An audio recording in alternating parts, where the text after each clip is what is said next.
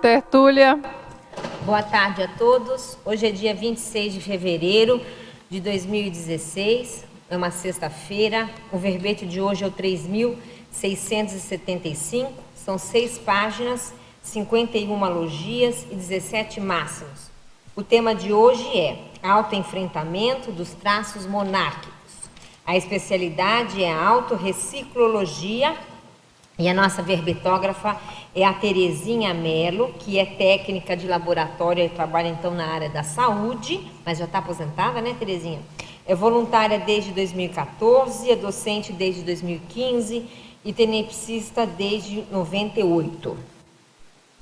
O autoenfrentamento dos traços monárquicos é o ato ou efeito de a consim, homem ou mulher, encarar a si mesmo, buscando erradicar os trafares multisseculares, oriundos de retrovidas relacionadas à nobreza e aristocracia, inibidores da autoevolução.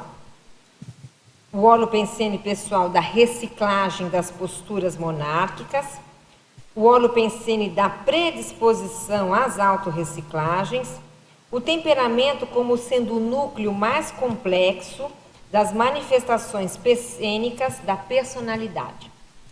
Na fatologia, a identificação dos traços fardos monárquicos no dia a dia, a firmeza evolutiva ante os desafios monárquicos, o escancaramento dos traços oriundos da realeza demonstrados pela vestimenta, o curso reciclagem das posturas monárquicas, o necessário autodiagnóstico, podendo gerar crises de crescimento, o autoenfrentamento planejado, favorecendo a autoevolução consciencial.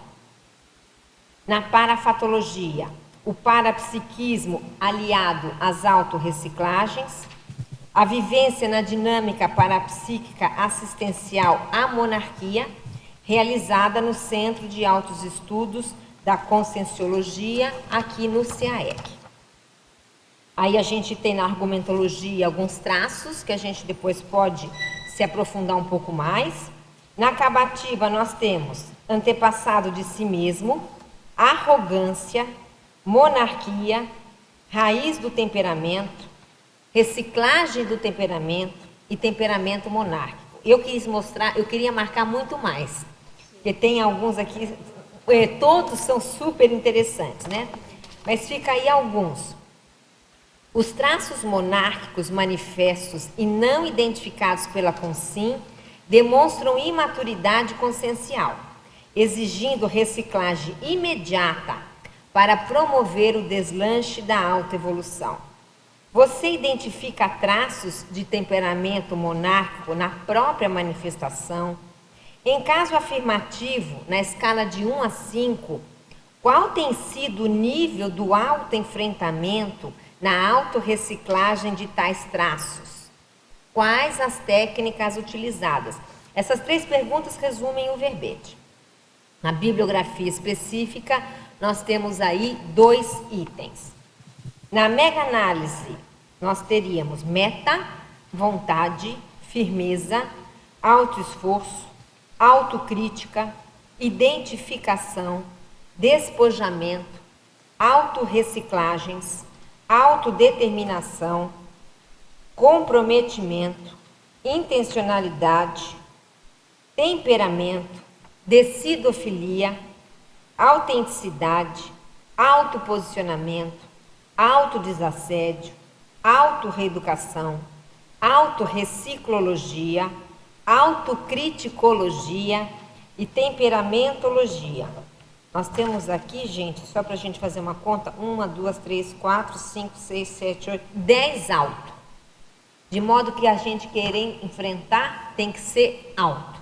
Não dá para esperar por ninguém, né? É cada um por si mesmo. Terezinha, explica um pouquinho como é que surgiu esse verbete. Primeiro, boa tarde para todos. Quero agradecer a presença dos amigos e fazer uns agradecimentos especial nesse momento, né? Primeiro ao professor Valdo Vieira, pela preceptoria dele, enquanto ele estava aqui no intrafísico, e pelo seu exemplarismo. Gostaria também de agradecer à professora Rosa Nader, que ela foi assim uma grande incentivadora para mim estar aqui neste momento, e toda a equipe da Enciclosapse. A professora Laura, que está aqui ao meu lado, agradecê-la pela forma como ela me acolheu no processo da dinâmica da monarquia. Penso que, para mim, assim, ela é um exemplo de autossuperação. A professora Malo, que está chegando daqui a pouquinho mais, também vou fazer o agradecimento a ela, pelo fato de, foi através dela que eu conheci a Conscienciologia, em 1992. Foi através de uma palestra dela, em Porto Alegre, que eu tive o primeiro contato com a Conscienciologia. A partir dali estou aqui, né, até hoje. E também aos teletertulianos, né, pela oportunidade de eu estar aqui, nesse momento, me expondo, né, de uma forma assim que eu penso bastante assistencial. Agradecer ao meu grupo Karma, a minha família, minha filha, que era para estar aqui, não pôde chegar, e aos amparadores, né, porque vejo que aqui é uma grande oportunidade de reciclagem, deixando bem claro, para mim, realmente é uma autorreciclagem, pelo fato que esse aqui é um autoenfrentamento de estar aqui me expondo. Então, eu quero assim, agradecer a todos e, de certa forma, contar com todos, com apoio aqui, né? Naquilo que eu puder responder, eu estou aqui disponível. Aí, gente, o primeiro traço da reciclagem é a gratidão. Não é isso? Muito bem. Terezinha, me conta uma coisa. Por que você escolheu esse tema?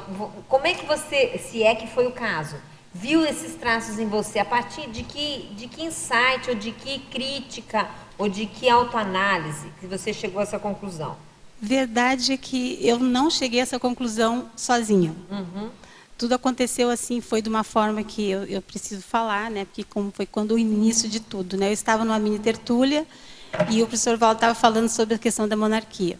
E quando ele tocou em determinado assunto, assim, que acho que foi a coisa que me pegou bastante, que é a questão da teimosia, desse traço, assim, que eu ainda estou trabalhando, no momento que ele falou isso, me tocou muito fundo. E daí eu repliquei, falei umas coisas para ele. Só que ele não me deu o assunto, virou a cadeira, olhou para o lado e perguntou se havia alguém ali da dinâmica da monarquia.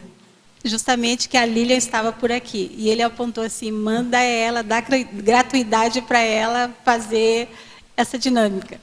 Então, foi a partir dali, assim, Então, o traço foi da teimosia. A teimosia, exatamente, que chamou a atenção naquele momento para mim, né? Ele tocando nesse assunto, eu digo, não, mas, para aí, o que tem a ver com a monarquia? Eu acho que não tem nada a ver, e fiquei bem, assim, avaliando, pensando daquilo tudo. E passou um tempo, e realmente eu custei bastante ainda chegar lá na dinâmica, né? Não foi só simplesmente por ele ter me indicado, então, confirmando o meu traço, né? Depois em cima, né? Ah, porque era o professor Valdo? Não, né? Não foi. Daí, outro dia, eu encontro a professora Laura, eu estava ali fora, e fui conversar com ela, e perguntei daí como que funcionava a dinâmica da monarquia, porque também eu não ia entrar assim, né, sem saber o que era, né? Eu queria saber que tinha de tão importante para mim chegar lá. E daí, acho que foram umas 3, 4 conversas que a gente teve ainda, demorou bastante para mim conseguir chegar na dinâmica. Teve umas 2, 3 dinâmicas, depois eu disse, não, vou dar um chego lá. Inclusive, a professora Laura até me ofereceu, não, vai lá, né, experimentar, ver o que tu acha, né? Porque aquela coisa da imposição, já tinha percebido também a questão do traço. Vai fazer? Não, não é bem assim. Tem que, comigo não funciona. É mesmo? Me conta, vamos fazer uma consim cobaia light aqui. Light. Me conta uma coisa, isso tem a ver com o problema de hierarquia, você acha? Tenho certeza. Que não aceitar a hierarquia, é isso? Alguém? Minha vida foi assim, inclusive com chefia, assim, não que eu deixasse de desrespeitar, né? Mas entrava a questão do processo da ruminação mental, que hoje eu vejo. Tá, eu tenho que aceitar, tudo bem, mas eu sempre dava uma voltinha, eu não fazia exatamente como a pessoa pedia, porque aquilo, assim, mexia comigo. Gente, é interessantíssimo isso. Quer dizer que você não podia aceitar 100%, você tinha que dar o seu toque para dizer que você não estava... Não, tinha que ter o meu. E eu chegava assim, e tinha que falar alguma coisa assim, não conseguia fazer uma pequena crítica. Não, quem sabe não pode ser dessa forma, assim e tal, né? Nunca aceitando aquela questão do 100%. Quer falar? Pega muito. Ali atrás.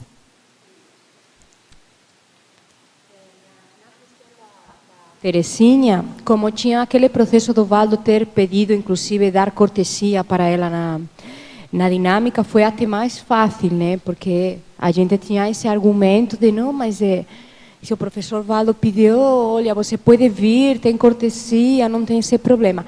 Mas aquilo não parecia suficiente, né, no caso dela. Então, eu apelei a outro argumento que normalmente funciona bem com este tipo de temperamento, né?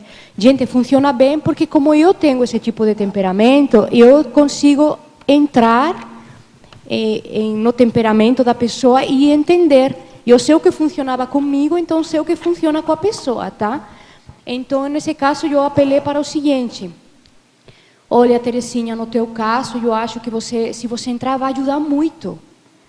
Porque você já tem, já faz um rapport com esse tipo de consciência, já faz um rapport com esse tipo de temperamento, então você vai ser muito valiosa.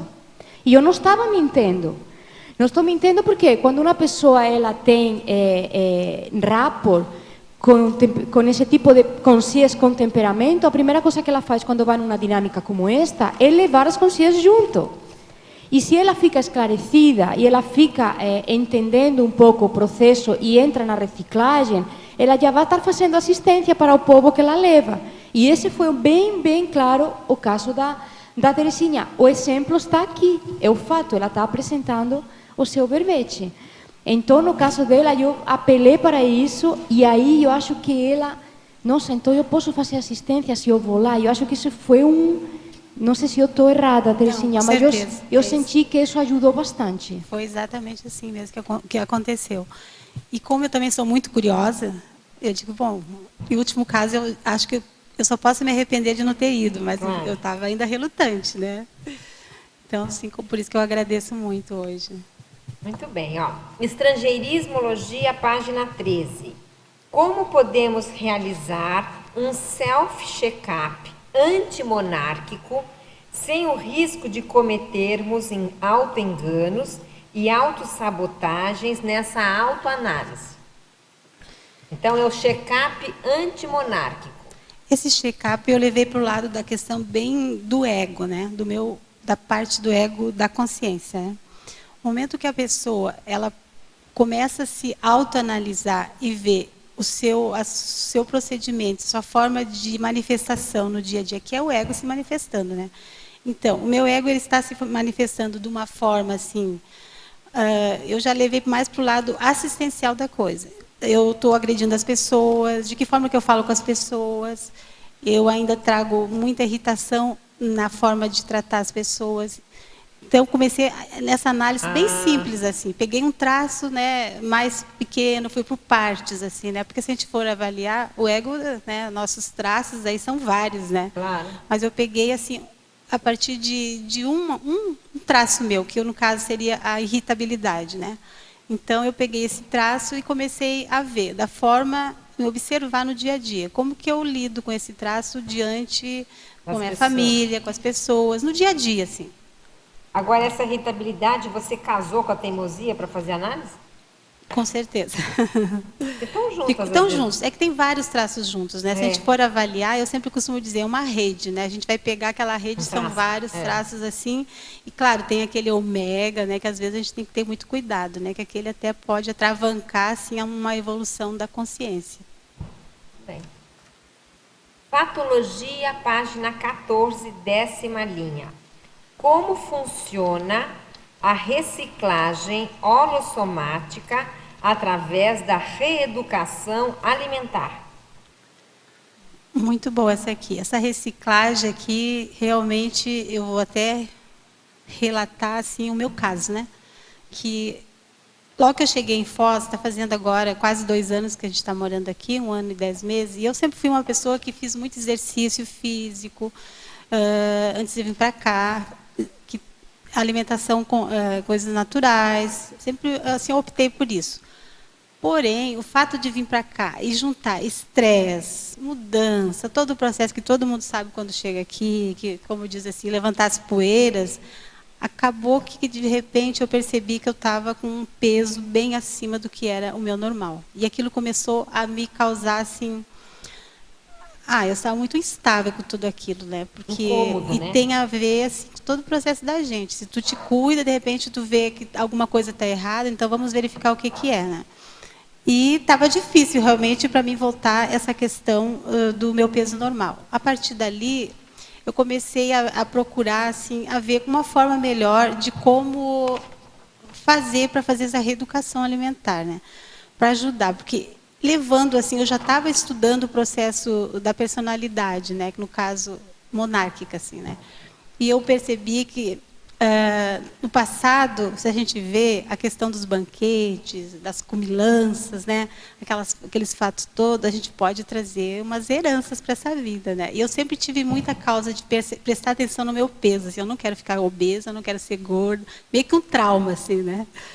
E daí foi muito bom, porque através até da Amanda, né, eu conheci uma pessoa que fez uma reeducação alimentar. Então, a partir dali, inclusive, assim, tinham coisas, vícios meus na alimentação que eu consegui superar. Que é uma coisa que a pessoa pode até falar que seja simples, né? Mas eu observei nessa minha autopesquisa, que é uma coisa que eu acho profunda para mim, que foi, por exemplo, eu venho do Rio Grande do Sul e a gente tem lá, é um processo normal, né? Lá tem muito vinho, a questão da uva, né? Então, as crianças de lá, desde o início, o pai mistura vinho com água de manhã, meio-dia, as crianças estão acostumadas a tomar essa questão do vinho, né? Então, na minha família, a gente todo com essa educação hoje. Daí eu percebi que até isso aí poderia estar atrapalhando hoje a minha forma de mudança, da minha autorreciclagem. Daí aquela questão, tá, mas tem aquela pergunta que falo, né? Eu estou estendendo porque eu acho importante isso. Tu bebe socialmente, que às vezes as pessoas perguntam, né? Tu vai fazer um questionário, tu bebe socialmente e tal. Daí eu pensei, só socialmente, né, lá de vez em quando e tal. Mas eu comecei a ter essa autoconsciência em relação aos meus traços realmente monárquicos, né? Você fez ligação disso com... Fiz ligação, me veio muito forte. Assim, se eu, por exemplo, continuo tomando um tipo de bebida alcoólica, não importa o que seja, como que eu vou assistir essas consciências que hoje estão aqui junto comigo no meu grupo, né? Pode até ser intrafísico, tem pessoas, né, que estão ali no meu dia a dia. E mais as consciências dessomadas. Porque o meu pai, ele foi alcoólatra. E daí caiu muitas fichas para mim, né? Interessante isso. Então, era um caso de se estudar, né? Essas pessoas que têm esse temperamento têm raiz de excesso de comida e bebida. Comida e bebida, exatamente. Na família. E sexualidade. Exato. São os prazeres da vida, né? A vida hedonista. E eu comecei a me reportar, daí o meu grupo Karma, que quando a gente, assim, nas nossas festas de final de ano, aquelas coisas, aqueles exageros, assim, né? Os excessos. Os excessos, sabe? Sempre, assim, mesmo na minha casa, assim, eu não conseguia fazer, assim, um prato, 2 pratos. Eu tinha, mesmo que fosse uma pessoa, 2 pessoas, aquela coisa da mesa farta. Parece que... Nós costumávamos dizer, eu acho que a gente passou fome na outra vida, mas que é o contrário, né? Mas pode tinha até muita ser, fartura. né? Então, é nesse sentido, assim, né? Parabéns, Terezinha, pelo verbete. Obrigada. Aqui em temperamento, na ortopensatologia... Qual é a página? Na página 13, eu gostaria que você dissesse por que você escolheu aí essas frases sobre o temperamento, onde fala que tais ocorrências podem ser constatadas nas pesquisas das personalidades consecutivas. Tão somente pela mudança do frasco, o veneno não se transmuta em bálsamo. Então, eu lendo o Léxico de Ortopensata, né, do professor Valdo, que ele falava assim, do Léxico, é um dos livros, toda a escrita que ele fez, ele costumava dizer, é um dos melhores livros que eu fiz, dos últimos, ele falava, né? Então, eu achei isso aqui de muito prumo, assim, tu fala assim, tais ocorrências podem ser constatadas nas pesquisas das personalidades consecutivas. Então, somente, certo. Aqui nós temos a IC, né, que trabalha com as personalidades consecutivas, né? E se a gente for estudar no processo da monarquia, eu vi que tem muito a questão da gente ver a nossa personalidade do passado. Então, para mim, isso aqui encaixou muito bem, assim, né? Veio bem a ver que a gente precisa pesquisar e ver nossas vidas passadas. O que tem relação com hoje? Nesse sentido que eu percebi. Qual é o traço paragenético, né? Você também está querendo dizer. Que Qual trazer... foi a nossa herança paragenética? Que veio daquela vida e que agora que hoje está se manifestando. E que não vai mudar tão rápido assim, porque aquilo está lá. Né? A brasa está ali, acesa. Exatamente. É Seria isso? Ok.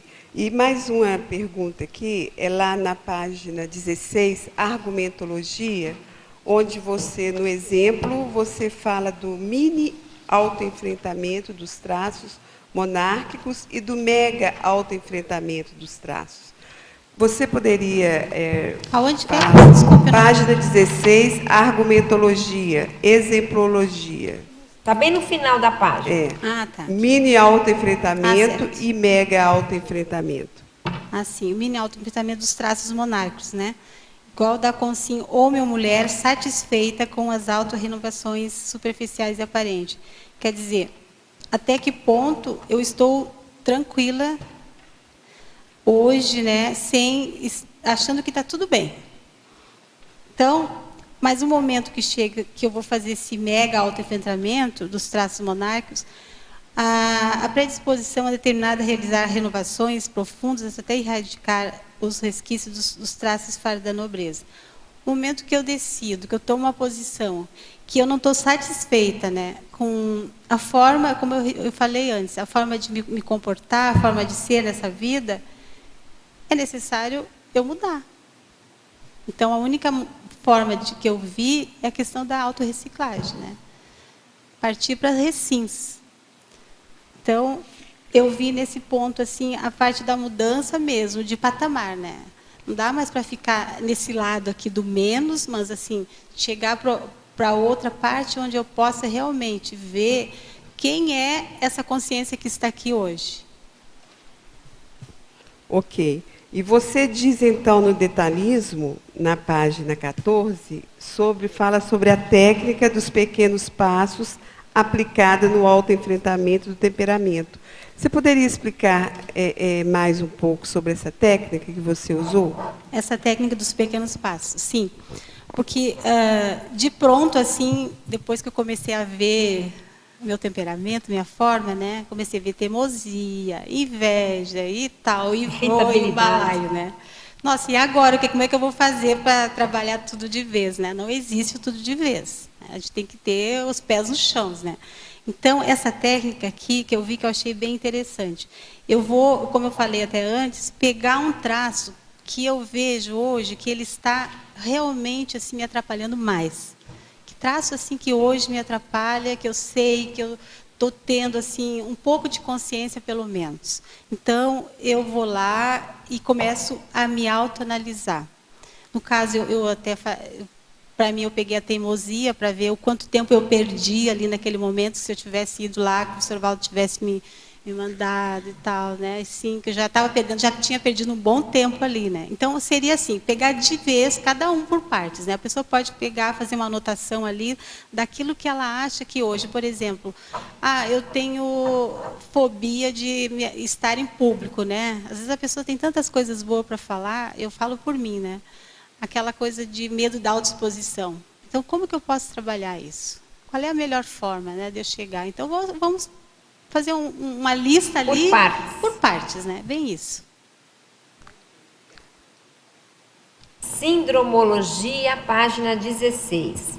Gostaria que aprofundasse sobre a abstinência do poder e a superação desse estado. Ação da síndrome do quê? A abstinência do poder e a superação desse estado. Olha, poder, né? Quem não tem poder, né? Se falar assim, né? Até eu fico pensando a mãe, né? A mãe acha que tem poder sobre o filho, já é uma forma de poder. Que ela acha que é o melhor para o filho, ela começa a tratar o filho daquela forma, que acha que a vida dele tem que ser da forma como ela gostaria que seja, ou que fosse, né? E isso me reporta da hipótese, né, de uma vida minha lá muito intensa de poder na monarquia, e que eu tenho observado, e até conversei com a professora Laura, assim, que eu não tinha ideia da questão da religiosidade nesse meio aí, né? O quanto, assim, na época, o clero tinha o poder. Então, claro que eu não vou me fazer de vítima, né? Porque eu estive lá, mas o quanto hoje esse poder que eu acho que eu tenho, porque não tenho mais, né? Tenho com Terezinha, assim, para as coisas que eu quero fazer, né? Do meu autoenfrentamento. Mas eu vejo, assim, que às vezes a gente exacerba esse traço até no voluntariado, né? Que a gente está num grupo e às vezes a pessoa está ali, se manifesta como se ela que tivesse o poder daquele momento. Sobre a pessoa. Sobre a pessoa, sobre o grupo, né? Então a gente tem muito calma, né? Começar a observar mais, né? Para ver se eu não estou manifestando alguma coisa que está me atrapalhando, né? Posso, Mabel, só para, assim, é um aput, né? Se a pessoa, ela admite, dentro dessa questionologia do próprio verbete, que ela tem um tanto por cento de temperamento, não tem como ela não admitir junto, é implícito, que ela tem rasgo de poder. Porque temperamento monárquico é poder. A pessoa não abre mão do poder. Exatamente. Porque quem esteve na monarquia tinha poder. Nem que fosse um nobre, não precisa ser rei ou rainha para ter poder. O nobre também tinha poder sobre os outros. Monarquia era subjugação. Um subjugava o outro. Para um subjugar o outro, tinha poder. Então essa questão do poder é muito séria dentro do temperamento monárquico.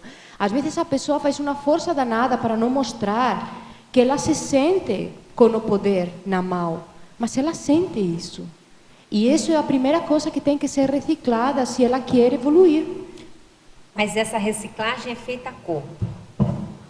Pois é, eu Porque tentava... ninguém perde poder. O poder é algo da consciência à medida que ela evolui. Quanto mais evolução você tem, entre aspas, mais poder consciencial se há. Existe, né? Então me parece que é uma reciclagem, não é o abrir mão, né?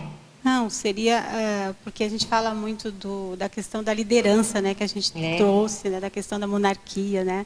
Eu digo, vamos com calma, né, até a liderança é uma coisa, o poder é outro, né. Isso. É uma troca de valores. É uma troca de valores. Você vai trocar, vamos supor, o poder de subjugar o outro por o poder cosmoético. Exatamente. Pela cosmoética. É uma troca de valores.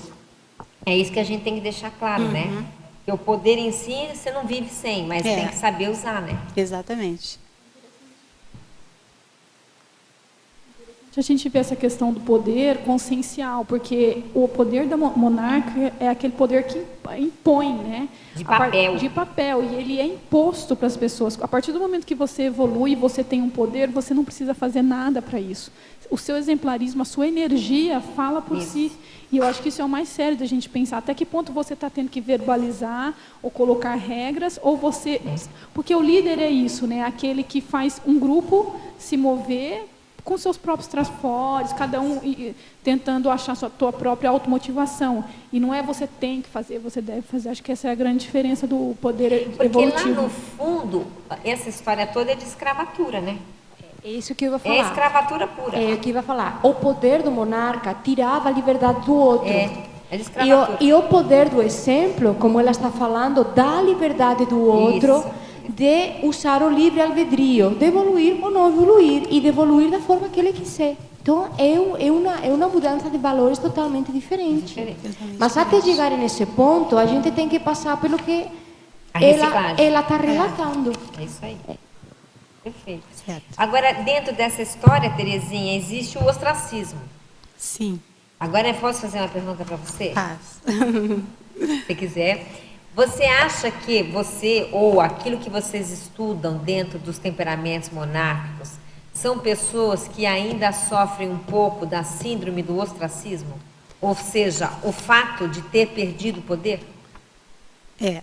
Tem isso? Bem intenso ainda, eu acho que é forte, né, professora Laura, ainda, né?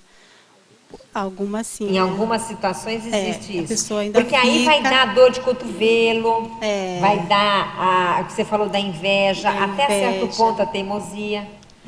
Algumas, Mabel, são muito conscientes, do meu ponto de vista, de que elas estão nessa síndrome do ostracismo, de que elas perderam o poder.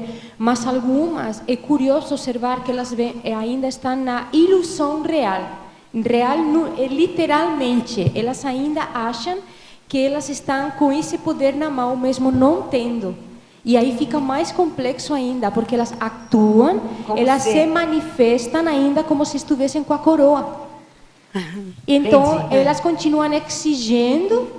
Aí vai ser pior na próxima vida, Isso. porque se não reciclar nessa, aí a próxima, às vezes, as dificuldades serão maiores. Então, é melhor estar na síndrome do ostracismo, Claro que sim. a pessoa já sabe que perdeu o poder, mas já está, pelo menos, consciente de que perdeu.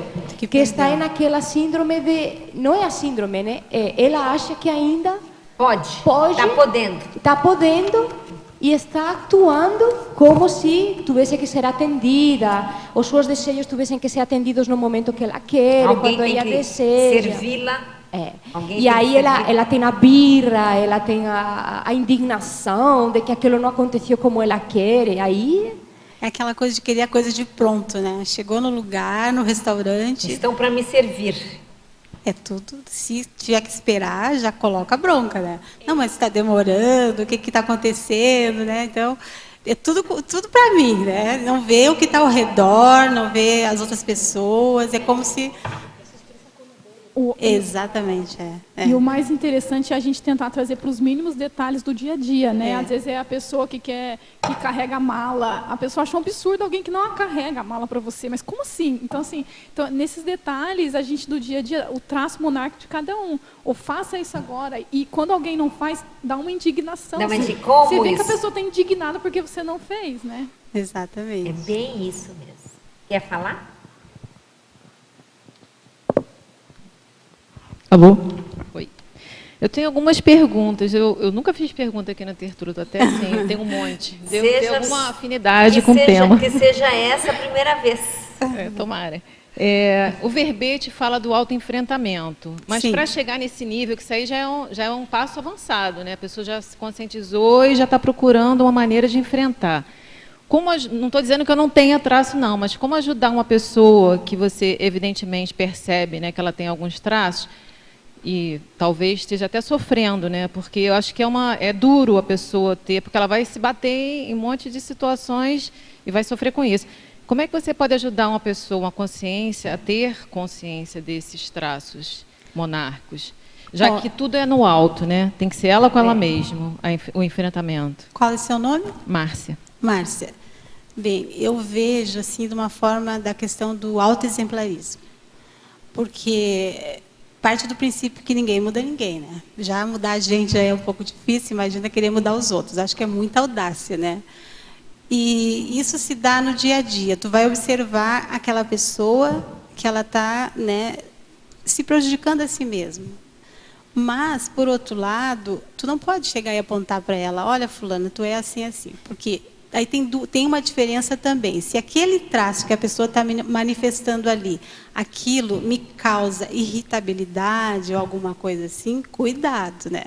Porque daí também... Pode ser o seu. Pode ser o seu. Pode aquela questão do espelho, né? Então, será que não está sendo aquilo ali, ainda não está em mim, né? Porque eu vejo assim, se tu trabalhou já alguma coisa, um traço teu, quando tu vê uma pessoa que manifesta dessa forma, tu não vai chegar a agredir, tu vai até, de certa forma, assim, ter palavras, né? Vai acolher essa pessoa, vai tentar, se ela der abertura, né? Porque eu sempre falo, não dá para falar determinadas coisas se a pessoa também não dá abertura, né? Então, começa por aí, né? Perceber o abertismo dela e tentar chegar de uma forma assim, mais fraterna possível. Eu verifico que tem casos que não dá nem para chegar, talvez, Exato. até seja através das energias, né? Para começar a abrir um caminho para você poder fazer esse trabalho. Porque daí né? não é o momento ainda. De repente, ela não vai perceber aquilo ali, tu pode até prejudicá-la, né? Tá. Outra pergunta. Não entendi no perfil Miserê por que essa ligação, porque eu considerava assim, a pessoa com a postura monárquica estaria esbanjando, dando, doando, né? Uma situação perdulária, né? Aí eu não entendi assim. Para ela, como eu disse assim, para mim tudo, para os outros nada, né? Então aquela questão de segurar que é meu, é o meu reinado.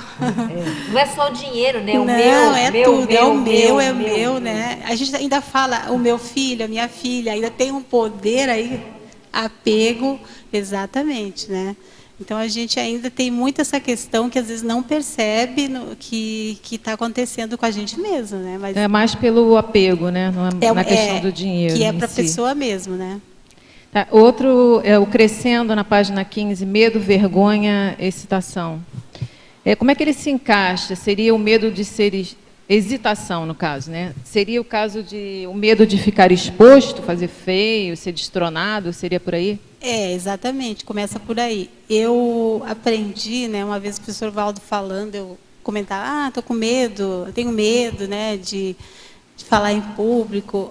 E daí eu ouvi ele falando assim, o medo ou a vergonha, né, é um traço antiassistencial.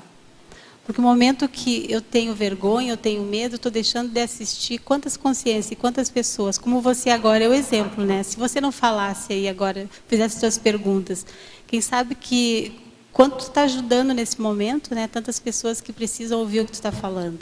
Então, é a gente prestar atenção, né? Se até que ponto isso não é também um orgulho, né? Que está junto ali. Como eu disse, é uma cesta muito grande, né? A gente vai ter que aos poucos ir e vendo aquele que realmente está atravancando a nossa evolução. Então, aquela personalidade que aparentemente é humilde, nem sempre envergonhada, não quer se expor, por trás tem o orgulho de não querer fazer feio. Com certeza. Olha, isso eu posso falar por mim, né? É o orgulho de, por exemplo, eu estou aqui, daí eu vou falar umas coisas que as pessoas pensavam, assim, de repente as pessoas me olhavam, né? A Terezinha da saúde. É da saúde, sabe tudo, não sei o quê. Daí, de repente, eu dou um gafe, que vou falar uma coisa que não tem nada a ver, né? Então, é orgulho, isso é orgulho. Eu estou aqui para, como eu falei, me expondo, né, como consciência, e todos temos, e também podemos, e através, como diz aquele ditado, errando que a gente se aprende. Às vezes a gente precisa passar por isso. Em cima disso aí, por exemplo, aquele negócio você quer falar em cima? do temperamento passivo, né? Então, a pessoa engole muito sapo, e você acha que a pessoa é calma, ela não se magoa com isso, mas na verdade ela está remoendo aquilo dentro dela. E ela fica calada, mas ela fica remoendo. E quando ela estoura de uma vez, ela joga tudo para cima. É o típico comportamento passivo, ela não tem nada de humilde. Ela não tem nada de modéstia, ela é totalmente submissa, ela fica remoendo as coisas, entendeu? Na verdade, ela é antifraterna com ela mesma, né? É só a última pergunta. Pode falar. Na Fatologia, página 14, linha 8, o autocomprometimento com traços antinobreza. Aí como é que você explicaria isso, que eu não consegui assim entender? Eu sei que você, identificando, você se comprometeria a combater, mas seria isso mesmo? Não sei. Por aí mesmo, o autocomprometimento com os traços antinobreza. É o momento que tu te identifica com algum traço, né? E tu está vendo que aquilo ali faz parte lá de um passado, de uma vida passada, e que hoje ele não serve mais, não se ajusta. Oi? Sim. Nesse momento, o que poderia dizer? Sim, a questão de hierarquia, né? Se a gente avaliar hoje, né, cada um de nós, de que forma eu acho quem eu sou, né, nesse momento, né? Então, se entra a questão do poder junto, né? Porque se eu acho que eu posso sobre aquela outra pessoa que está ali, eu estou achando que ela tem uma dificuldade, né? Então, nessa dificuldade, eu vou ali e digo, não, mas ela está errada, ela não está manifestando o que ela é, e daí eu chego ali e quero julgar, né, a pessoa, daí eu faço um julgamento, que não é por aí, né, as questões, a questão a ter mais serenidade, procurar entender e assistir as pessoas que estão junto de nós. Sim, na nobreza seria o bem oposto, né? Cada um se vira por si, né? Então a gente acolhe, né? Acolhe a pessoa. Na verdade, você está falando assim, o traço aparece, você se compromete a combater o traço em cima do lance na hora que ele veio. Exatamente. É isso, né? Esse comprometimento, que com a autorreciclagem. Com a autorreciclagem. E é o momento de você eliminar o traço em cima do lance. Olha, veio, supitou, segura. Segura e reveja os seus valores, né? Acima do lance. Até porque seria uma coisa bem antifraterna, né? Da pessoa, assim, querer que o outro saiba como eu sou. Então, ela... Não, de repente, eu estou sendo um exemplo, achando que sou um exemplo positivo, de repente também não sou, né? Porque se eu estou, naquele momento, agindo de uma forma anticosmoética, então presta atenção, né? Até que ponto eu já estou em condições de falar para a pessoa naquele momento. Porque dentro de certas fissuras que nós temos, o pior que existe é a pessoa gostar do trafar. Ela sabe que é trafar. Mas é bacana para ela gosta daquilo lá. Na verdade, ela se sente bem naquele trafar, entende? Então, a reciclagem é aquele momento que você fala assim, não, olha, eu vou ter que mudar isso, não é isso que você está querendo falar? Então, eu me comprometo que tudo bem que eu tenho essa tendência ainda, mas eu vou eliminar. Apesar de, às vezes, a pessoa gostar. Ela gosta daquilo. Ela gosta de algum aspecto da baratrosfera mesmo. Quando e ela sabe gosta, disso. Quando ela gosta, eu percebo assim, que deve ter algum pseudo-ganhos em tudo isso, né? Porque que existe um fator que a gente tem que prestar atenção. Onde que estão os ganhos secundários, então? Ainda para permanecer naquela situação, né? Ela tá confortável. Está confortável, porque confortável naquele acha bonito, às vezes. A partir do momento que a pessoa toma uma posição, ou seja, ela precisa se posicionar, né? Então, da mudança. Então, aí é que é questão séria. Então, ou tu continua com aquele ganho secundário da não autoexposição, ou você vai ali e realmente te expõe, né? É isso. Você quer fazer uma pergunta? Parabéns aí pelo verbete. Obrigada. Sabe que eu não tenho nada a ver com isso, né? Deixa eu falar aqui na página 14, na sinergismologia, a segunda linha, o sinergismo, auto-predisposição à mudança, predisposição assistencial dos amparadores. Isso daqui é uma coisa óbvia, mas eu queria te perguntar, alguma experiência, alguma vivência, eu sei que você participa das dinâmicas, né, da monarquia, e alguma vivência sua assim marcante que você percebeu essa conexão? É bem interessante, porque o momento que eu percebi dessa questão da minha mudança, da minha predisposição, de realmente identificar esses traços em mim, é como se surgisse um novo caminho na minha frente. E eu passei a perceber mais assim, assistência, mais em cima do lance. Tipo assim, encontrar livros que eu pudesse pesquisar, assuntos relativos. Quando eu vi, começou a aparecer os livros, que eu estava lá na minha escrivania, eu nem tinha visto que tinha o assunto a ver. Já tinha lido no passado, mas não tinha, hoje, assim, não tinha percebido.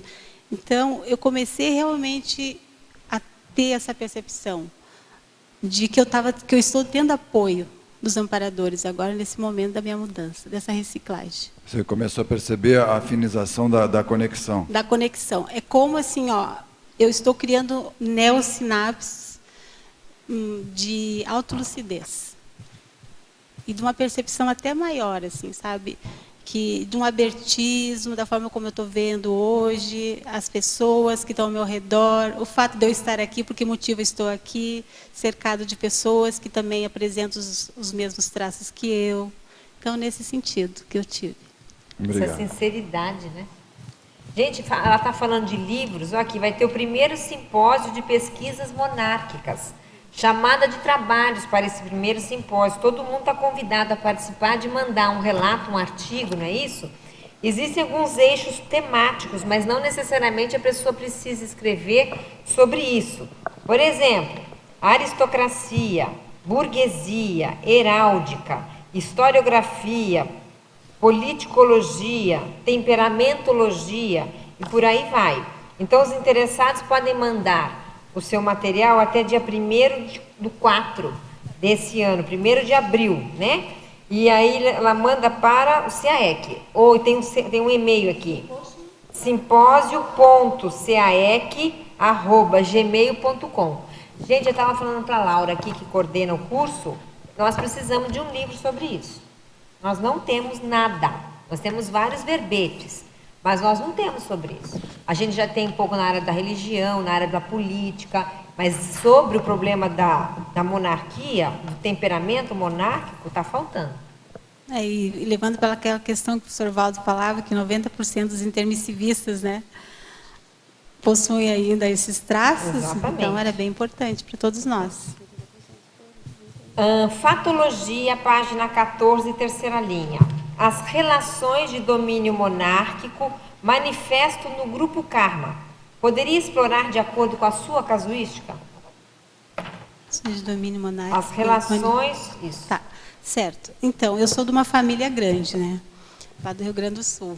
4 meninas e 4 rapazes.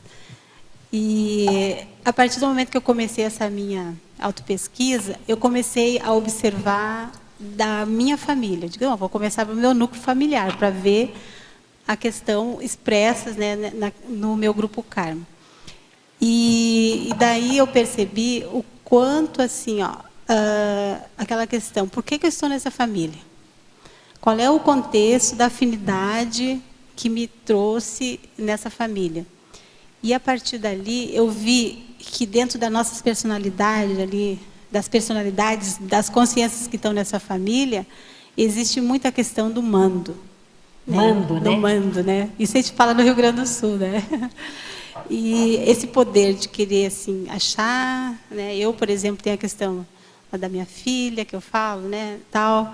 E comecei a me puxar para o meu lado, né? E vendo minhas irmãs, meus irmãos, aquela coisa do controle, né? Então, foi assim que eu percebi, né? Essa questão toda dessa percepção que estava, às vezes está escancarado e a gente não nota. Né? A gente quer procurar fora alguma coisa que está manifesto ali dentro do nosso grupo karma.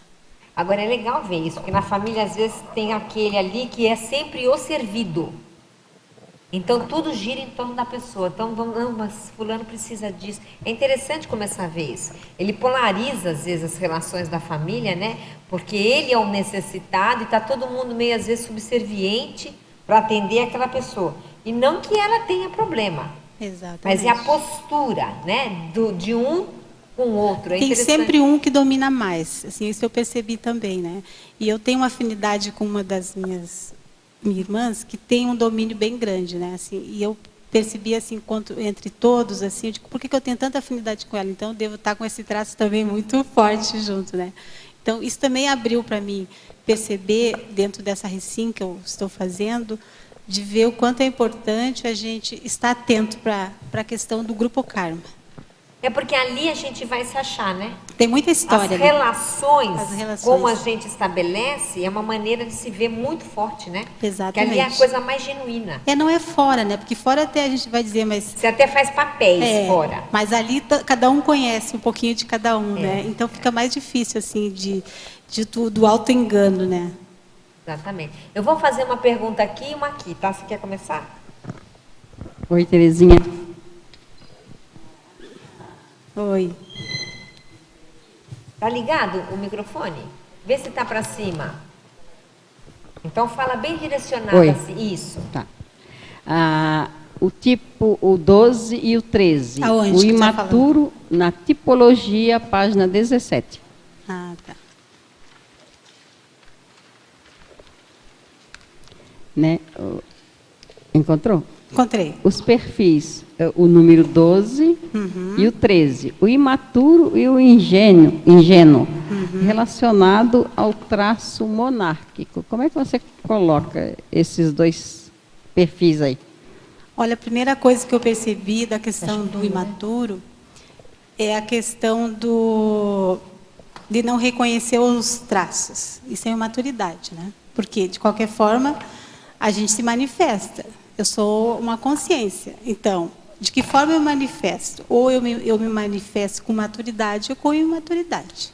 Então, foi o primeiro passo que eu percebi, né? Depois, você fala do ingênuo, né? Isso. A minha casuística, aquela coisa da vergonha. A questão de ter vergonha de tudo, o medo de se expor. O que estava por trás de tudo isso? O que eu percebi é a questão do posicionamento. No momento que eu não tenho posicionamento do meu processo evolutivo, então a diferença que eu vejo, na verdade, eles estão um pouco juntos aí, né? Mas a gente vai perceber em nós mesmos esse traço, né? Cada um avalia, né, o seu ponto, aonde que pega mais. Então, uma pessoa com traço monárquico, né, no caso, na hora que ela entra na ingenuidade, é porque ela tem medo também de se expor para não, porque ela ainda tem necessidade de aprovação social, de ser aplaudida? Seria isso? Também tem que, como eu disse assim, cada consciência é uma consciência, né? Então, a gente tem que ir devagar, né? Fazer essa autoavaliação cada um, porque tem que ver também que pode ter o processo do orgulho aí, né? Um orgulho enrustido, né? Orgulho de quê?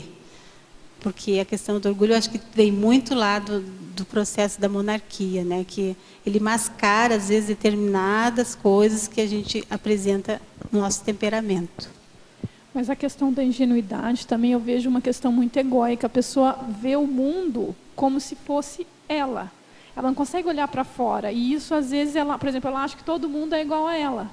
E ela começa a formar uma ingenuidade. Ela não consegue olhar para o outro. Não sei se ficou claro assim. Então, assim, se todo mundo é bom, se eu sou bom, todo mundo é bom, mas você não consegue. Então, eu vejo uma coisa muito egóica ainda da ingenuidade. Autista, nesse caso. Exatamente. Nesse caso que você está falando, não sei se é isso que acontece, mas é autismo, né? A vida é outra. Ela vive no mundo dela, né? Você está falando. E tem mais um fator que eu acho bem importante, porque o ingênuo, ele é antiassistencial. Isso, quando eu ouvi aqui numa das minhas tertúlias, eu fiquei bem chocada com essa questão. Ingênuo como? Eu acreditar em historinhas, né? Porque eu estou acreditando em historinhas. De alguma forma, assim, uma fantasia que eu posso trazer lá de uma vida onde que eu penso que tudo se vivia muito na fantasia lá, porque lá a autenticidade a gente não tinha como consciência, eu penso, né? Porque era difícil se manifestar lá, né, professora Laura? Então, existia muito essa questão de um não acreditar no outro, não havia uma confiança, né? De repente. Tudo manipulação, né? Então, a gente fica bem atento, né, sobre essas coisas. Agora eu vou fazer uma aqui e eu passo para você, tá? Principiologia, página 14, primeira linha. O falso princípio da superioridade monárquica. Poderia expandir? Sim. Eu avaliei esse princípio como assim, ainda hoje eu achar que eu tenho superioridade sobre todos, no sentido assim, de querer manipular as pessoas. Usar, sabe? Isso aí não serve mais para o dia de hoje, né? Já passou. Não, e tem o outro lado, a pessoa que é a súdita acreditar que o monarca é superior, porque também, gente, é uma mão dupla ali. Só existe isso porque alguém entrou nessa onda. E tem outra questão, a pessoa que se sente superior aos outros e especial o tempo todo. Tudo isso aí vai junto. Eu vejo por esse lado, né? É assim como a professora falou também. Quer fazer uma pergunta? Quero. Parabéns, Terezinha. Adorei ser convidada para a sua apresentação. Obrigada. E eu gostaria de saber quais foram os exercícios práticos que você utilizou para melhorar seus traços monárquicos. Sei lá, talvez a teimosia ou qualquer outro. O próprio título já fala, é autoenfrentamento, né? Eu estou passando, como eu estava comentando com a professora Laura, ainda estou no processo da chapa quente, né? Porque faz pouco tempo, né, que eu comecei a fazer essas reciclagens, né? E foi a partir também que me ajudou muito o curso do ano passado, que teve em agosto, né? A complementar e o curso de reciclagem monárquica. Então, foi a partir dali assim, que eu comecei a me dar mais por conta, né, do que eu precisava nesse momento para me melhorar. Vou citar um exemplo. Eu fiz o curso da docência ano passado, mas, como eu disse, eu entrei para lá já falando assim, eu não vou dar aula, porque eu estou aqui fazendo o curso para me reciclar. Mas para dar aula, não.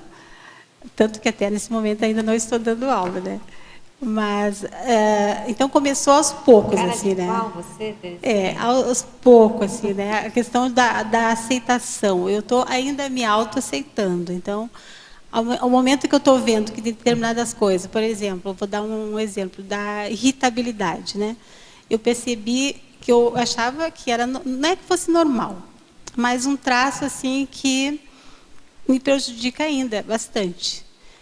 Daí eu comecei a ler muitas coisas sobre a questão da serenidade. Então, vou pegar um trafor, né? Eu pensei, alguma coisa que me chame mais para o lado para que eu possa ser mais serena. Então, começo a ler a respeito de serenidade. Não, a pessoa serena, ela respira mais tranquila, ela procura entender mais, ser mais assistencial, sabe? Uma coisa por aí, sabe? Por esse lado, assim, né? Para ir aos poucos, né? Porque senão não dá, né? Se tu querer também extrapolar e achar que tu vai conseguir de uma hora para outra resolver ou reciclar traços que vêm lá de multisseculares, a gente tem que ser realista.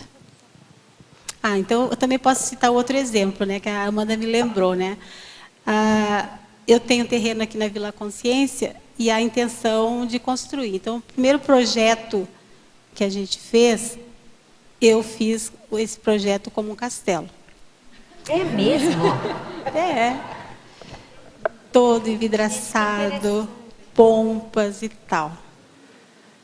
Aí você se comprometeu com aquele traço lá da Márcia, da antinobreza. Aí você mudou o projeto. Não, mas não foi tão fácil assim, não pensa que as coisas são, né, Mabel? Eu sei que não. Passado um tempo, eu estava lá no projeto quase aprovado, tudo certinho. Quando eu assisto um filme, que é da vida do professor Valdo, um filme lá, não é o atual hoje, que mostra locais da casa dele, onde ele morava aqui dentro do CIAEC. Quando eu vi lá a simplicidade, as coisas práticas da casa dele, aquilo, eu passei mal, gente, na hora. Eu me senti muito mal. Seu castelo desabou, segundo... Foi. Eu fiquei com vergonha, sabe? Eu vou falar... Olha um exemplo, que é a melhor maneira de fazer a reciclagem no outro, né? Alguém fez uma pergunta, você tinha falado isso. Eu fiquei assim, eu vou falar, não é 3 dias, eu fiquei vários dias com aquilo ali, com a imagem, assim, de ver da simplicidade da casa dele. E ele é uma pessoa que ele poderia ter todas as pompas da vida, né? Digo, mas como? Olha, daí, como eu falei, eu agradeci o exemplarismo dele, né? Que isso mexeu muito comigo. A partir dali, foi mudado todo o projeto, cancelei, fiquei um tempo. Eu vi que não dava realmente, eu estaria voltando uma questão passada que não tinha nada a ver. E vamos combinar, né, Terezinha? Não é inteligente. Mas eu acho que o não é inteligente... Não é inteligente por causa da vida dentro de algumas situações, mas assim, ela não é prática. Vai falar isso para o monarca, um ex-monarca, vai falar. Não dá, sabe? É questão de subir escada, descer escada, olhar lá de cima, tudo alto, sabe? Não é o ideal. No dia a dia eu tenho certeza que não é o ideal. Hoje meu projeto está aprovado, já quase aprovado, assim, muito simples, assim, sabe? Eu até me assusto quando eu olho, digo, nossa, esse aqui está escancarado, né? É fatos com fatos, né? Não tem mais. Mas acho que é um exemplo excelente esse aí. Então, eu precisava falar, realmente... A consciência, na hora que toma vergonha na cara, ela começa a mudar. Tudo bem. Tá ligado? Obrigada. Você foi corajosa nesse verbete. Teve, assim, acho que superou muito os seus trafares aí. Mas eu gostaria de perguntar, no caso, o fato... Aqui na fatologia, você colocou o fato de os colegas evolutivos funcionarem como espelho para os autoenfrentamentos. Você poderia explicar melhor isso aí? Sim, isso também é uma coisa bem interessante, porque eu começo a perceber esse fato do espelhamento no momento que eu cheguei aqui, no CIAEC. Então, eu comecei a ver aquela questão das pessoas andando com o nariz empinado. Um exemplo. Digo, nossa, onde que eu estou? Que meio é esse? Mas, Também, eu digo, mas eu não me sinto mal aqui, eu me sinto bem. Comecei a fazer esses questionamentos para mim. Se eu me sinto bem, será que eu tenho alguma coisa a ver com essas consciências que estão aqui? Então, hoje, assim, no meu dia, na minha forma de ver, eu olho para aquela consciência e procuro, assim, de certa forma, trazer para mim. Se eu ainda estou manifestando aquele tipo de traço, né? Não importa o que seja, né? De agressividade, de inveja, seja qual for. Acepção de pessoas. Acepção de pessoas. Então, eu trago para mim, assim, ó, trabalhar comigo, né? Fazer a minha autorreflexão. Então, eu levo assim, se eu sou uma consciência que eu estou aqui fazendo a minha autorreciclagem, né? Desses traços, que eu sei que ainda é muito forte aqui no dia a dia da nossa convivência. E eu ainda estou manifestando isso, não dá mais, sabe? Não dá mais. Então, aos poucos, eu fui tendo essa consciência e estou tendo, né, também, no momento. Obrigada. Argumentologia, tipologia. Poderia expandir os perfis conscienciais e relacioná-los com o temperamento monárquico? Aí ela pergunta do cáustico, porque ela fala do ingênuo e do miserê, mas você já explicou. Uhum. Então, explica o número 6, o cáustico. Ah, sim. Esse eu acho bem interessante, né? Porque também eu vi muito na minha convivência, assim, com colegas, com família, né? É aquela pessoa que tudo faz drama, né? Tudo é um caos. Eu costumo dizer da pessoa, a pessoa está fazendo piti, né? Isso até é uma forma que a gente usa muito no hospital, assim, né? Chegou o paciente lá e tu acha que ele está mal e tal, e no entanto ele está com piti. Ele quer chamar a atenção de todo mundo, quer que naquele momento ele seja a atenção geral ali. Então, nesse momento, avaliando, trazendo para a pessoa em si, para a consciência, até que ponto, assim, ó, eu ainda dramatizo situações minhas que eu posso resolver de uma forma assim tranquila, sem querer a atenção geral de todos. E tem um pouco dessa coisa do sarcasmo, né? Sim. O cáustico. Ele é mordaz. Ele quer chamar, né? Ele cutuca, né? Ele alfineta. Então, Exato. ele é mordaz, né? O cáustico. Uhum. Isso, É uma pessoa quem é muito empinado, às vezes tem. E que ele está precisando o quê? De ajuda, né? De assistência, né? Porque até às vezes é uma consciência que não sabe pedir assistência. Então, é uma forma de chamar atenção. Claro. Se ele chama atenção, porque alguma coisa ele está pedindo, né? Então, é conseguir entender naquele momento ali para ajudá-la. Ele queria falar? Estou com isso aqui na frente, não enxergo. Não, era só um comentário aqui em cima daquele lance da casa. O Valdo escreve no léxico que a casa mais universalista é aquela que possui um andar, né, que ela é mais acessível, né? Então, por exemplo, chegou um deficiente físico na sua casa, ele não vai poder ir no andar de cima, né, porque não tem acesso. Então, quer dizer, a casa de um andar ela é mais universalista. Exatamente, é mais prática. Coisa simples assim que a gente fica pensando. Mais prático. E outra coisa, avaliando que a pessoa também vai envelhecer um dia, né? Vai ser duro subir. Eu já passo ali, tá? Fatologia, página 13, final da terceira linha. Gostaria que exemplificasse o escancaramento dos traços oriundos da realeza, demonstrados pela vestimenta. Ah, sim. Esse é bem interessante também, que eu disse, ó, me auto-perceber, né? Comigo mesma, assim. A gente traz, né? Partindo do pressuposto que lá na realeza a gente usava aquelas roupas, né? Pomposas e tudo, né?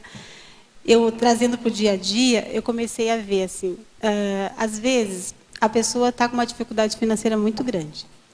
Mas, no entanto, ela não deixa de comprar aquela roupa de marca. Não, se não for aquela roupa, eu não vou usar. Às vezes, né? E tu vê que a pessoa está numa situação difícil. Então, a burguesia falida. Né? A burguesia falida. Está escancarada, não tem como dizer que não. Eu até posso dizer assim, determinada fase da minha vida, quando eu morava lá no Sul, nos meus momentos de crise, assim, que eu estava, não sei o que eu quero, não sei o quê, eu tinha que sair, ir para uma loja, fazer compra, gente. Eu me satisfazia com aquilo ali. Então, a superação de alguma coisa é um auto-engano, né, de tudo isso, né? Não é por aí mais. Não vai resolver a problemática. Não vai resolver a problemática. O negócio é se auto-pesquisar para ver o que realmente está batendo naquele momento, né? Terezinha, Pode falar, posso falar só um pode pouquinho? falar. Às vezes a gente não gasta dinheiro, mas tem gosto monárquico, que era o meu caso. A minha irmã brincava, falava, Deus protege os pobres, porque a gente saía e eu ia em cima daquela peça, né, e eu acreditava que eu tinha um bom gosto. Depois, agora com a Laurinha, que eu sei que eu tenho um gosto monárquico.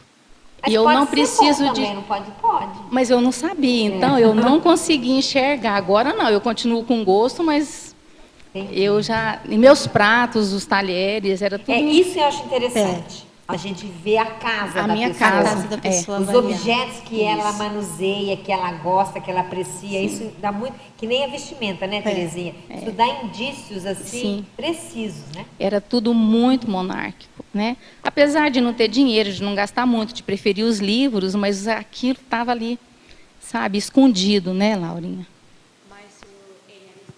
Tem duas coisas, assim, isso aí é o meu modo de ver. Por exemplo, uma coisa é bagulho energético e outra coisa é bom gosto. São coisas que devem ser diferenciadas, né? Uma coisa é você ter objetos que remetem à monarquia, que têm uma energia ruim e que pode ser considerado bagulho energético. Outra coisa é você ter uma casa muito simples, né? Ou você não ter uma condição econômica boa, mas você ter bom gosto e fazer uma casa bonita com pouca coisa. Mas acho que não é o caso que ela está falando. Não, o caso que ela está falando eu sei, porque a gente trabalha na oficina, dentro da dinâmica interassistencial à monarquia, a gente tem algumas oficinas onde eles trazem objetos da monarquia que eles têm em casa e são analisados com psicometria por outros alunos e ninguém sabe o que tem lá porque são cobertos com panos. Então, a gente faz leitura energética com aqueles panos cobertos dos objetos, depois todo mundo dá o palpite de que energia sentiu, os objetos são descobertos, ninguém sabe de quem que são aqueles objetos e é feito uma análise energético. Aí depois a pessoa resolve ou não se aquele objeto deve ser direcionado para a holoteca ou pode voltar para a casa dele.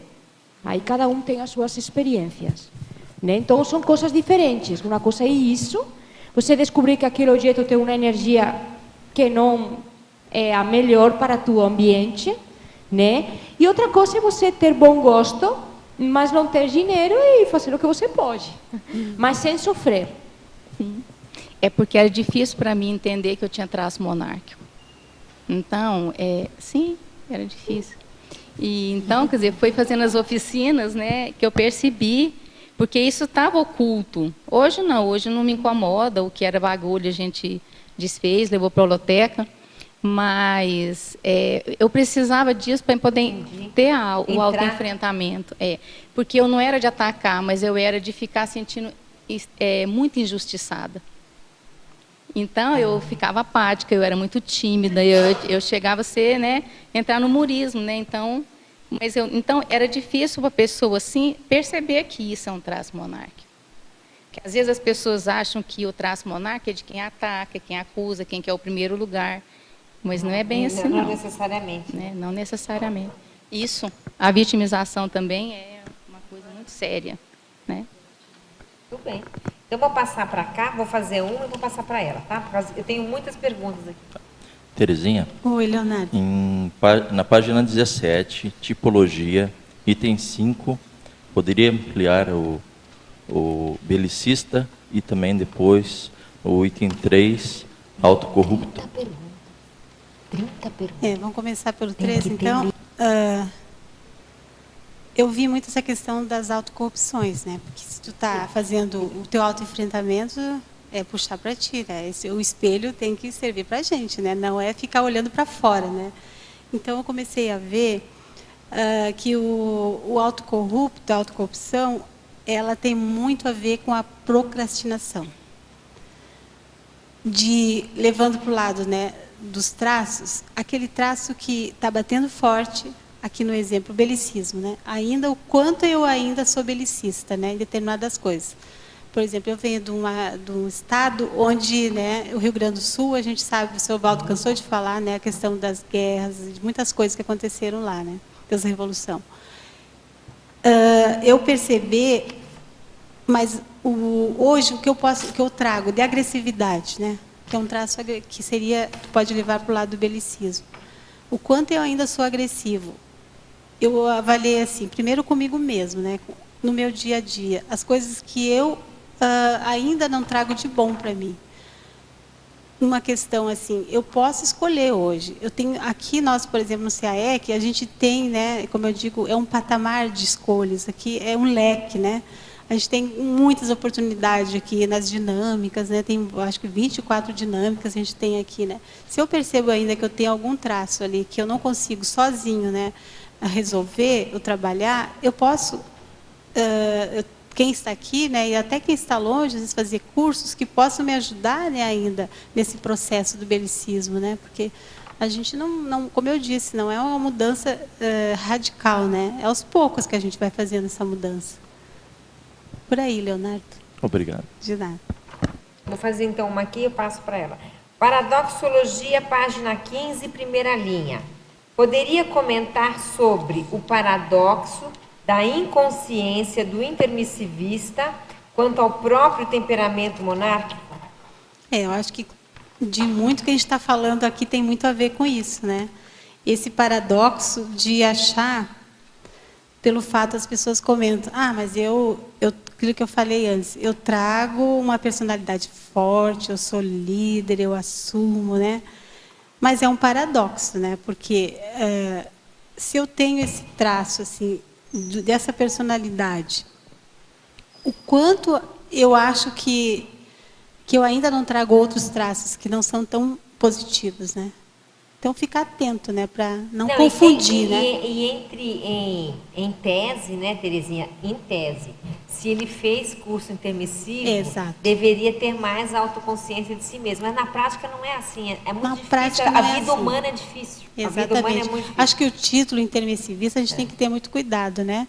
Porque a gente fez um curso intermissivo, mas a gente está reciclando as coisas aqui, né, na intrafiscalidade, né? Então, não é tão dizer porque tu é intermissivista que tu vai ser aquele perfeito, né? O santo. Não existe isso, né? Ao contrário, eu penso que a gente tem mais consciência, né, e mais responsabilidade, né, pelo fato de ser intermissivista.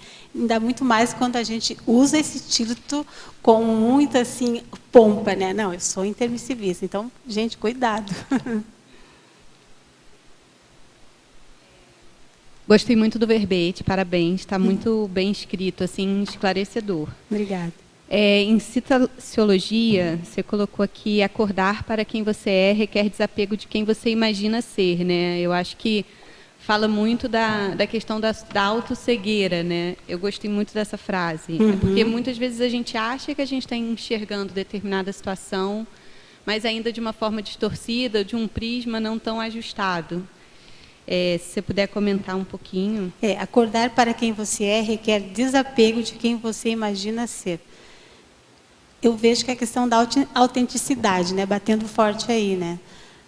O momento que tu começa a ter a lucidez de ser um pouco mais autêntica, né, no teu posicionamento, na forma como tu reage diante a vida, a gente vai se dando por conta, né, que o momento, agora que nós estamos aqui, é o momento da reciclagem mesmo.